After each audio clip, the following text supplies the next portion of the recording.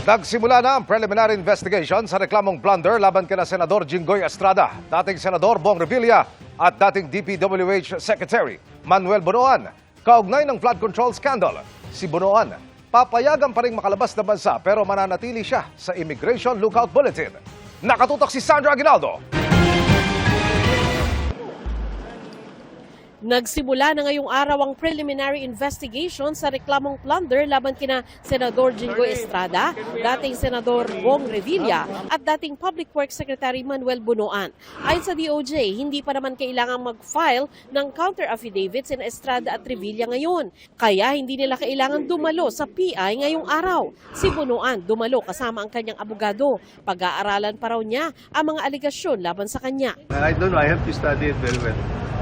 Kasi medyo mabigat nga kung plunder yung tinagano, but I have to study it.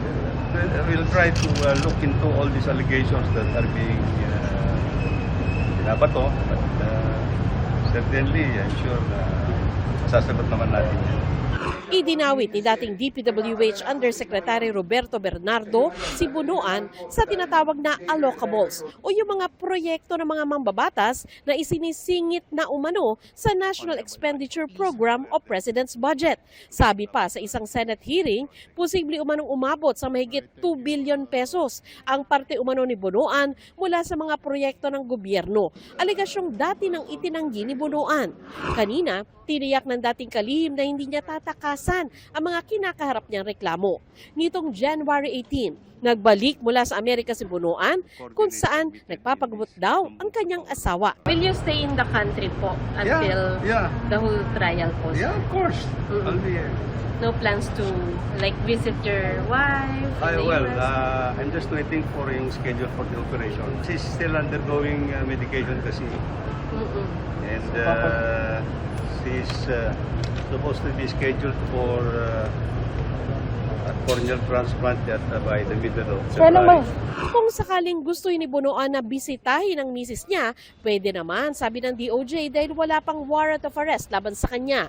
Pero nananatili ang ILBO o Immigration Lookout Bulletin Order sa dating kalihim, kaya malalaman ng gobyerno kung lumabas siya ng bansa.